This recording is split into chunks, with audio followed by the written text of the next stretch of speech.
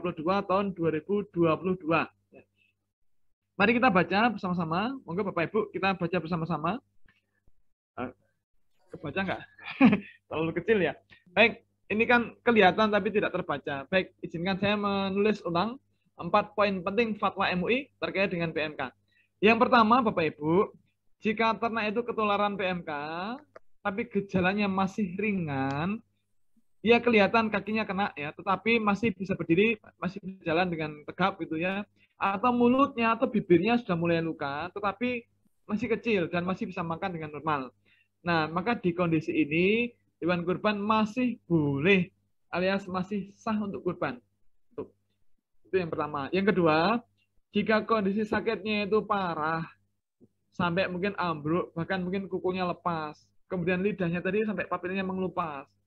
Nah, maka di kondisi yang parah begini, itu tidak boleh alias tidak sah untuk kurban. Yang kedua. Yang ketiga, jika sakitnya parah, kemudian diobati, qadarullah sembuh ya, karena masa inkubasinya kan 2-14 hari. Kemudian sembuh, maka hewan kurban ini menjadi masih sah atau boleh untuk kurban. Tetapi yang keempat, jika diobati belum sembuh, bahkan di hari tasyrik yang ketiga belum sembuh, maka tidak boleh alias tidak sah untuk kurban. Harus diganti gitu. Maka monggo ini nanti kita cek Bapak Ibu bagaimana kondisi hewan kurban kita. Kalau PMK itu bukan zoonosis, tidak menular ke manusia, tetapi Bapak Ibu yang namanya antraks itu zoonosis, sangat menular ke manusia. Maka mohon dicek Bapak Ibu, ketika besok, karena kan ada banyak yang beli hewan ya, maka mohon dicek ketika besok hewan itu dikirimkan ke tempat kita, diantar oleh pemiliknya atau penjualnya atau peternaknya dikirim ke tempat kita, mohon dicek ulang. Apakah ada darah keluar dari lubang-lubang di tubuhnya. Nah, kalau ada, mohon segera dikarantina dan segera menghubungi dokter hewan untuk memastikan ini kenapa. Karena kalau ini kena antraks, itu nular ke manusia. Kalau hanya PMK saja, maaf, hanya PMK saja itu nggak nular ya. Tetapi sapi bisa tiba-tiba ambruk, itu bisa. Kemudian Bapak Ibu, mohon istirahatkan hewan sebelum disembelih. Nah, pengistirahatan ini penting untuk membuat kualitas dagingnya bagus. Karena kalau hewan itu disembelih ketika dia kelelahan, maka bisa membuat kualitas dagingnya drop. Maaf, Bapak Ibu pernah kelelahan apa tidak? Pernah kelelahan apa tidak? Pernah. Pernah ya? Pernah. Lelah itu apa tuh Pak, Bu? Lelah itu apa lelah itu? Capek. Capek. Capek itu apa? Kesel. Kesel itu apa? Saya. Bapak Ibu, ternyata yang namanya lelah, capek, kesel, itu adalah efek dari adanya timbunan asam laktat di otot-otot kita. Ini di tengkuk ini ada timbunan asam laktat.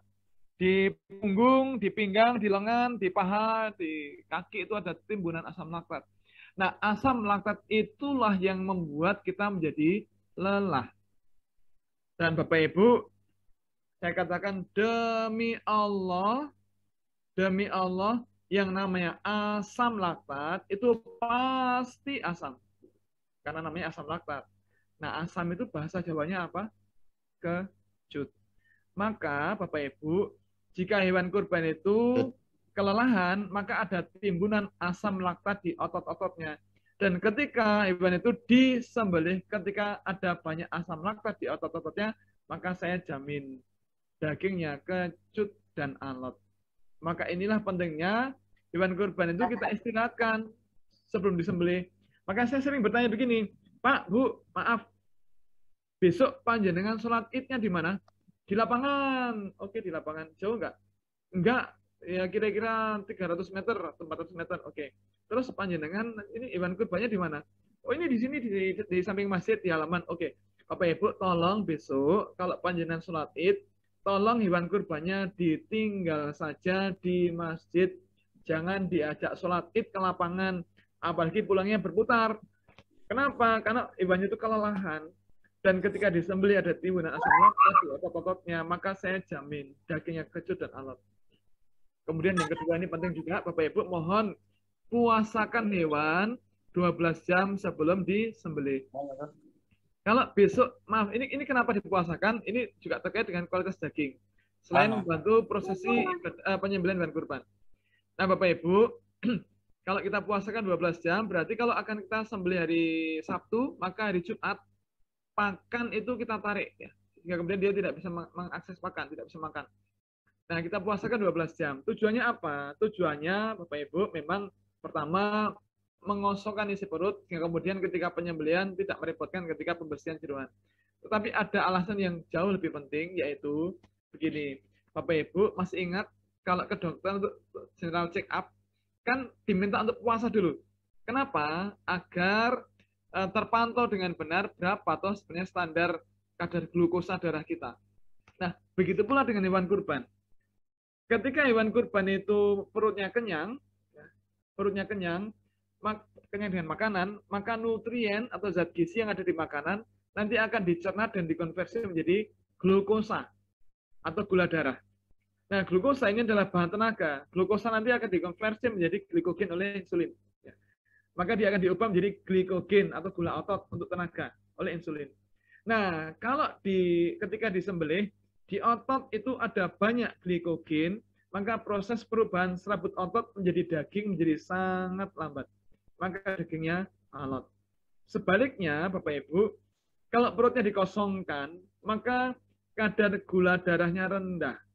Ketika gula darahnya rendah, maka jumlah glikogen yang ada di otot itu rendah.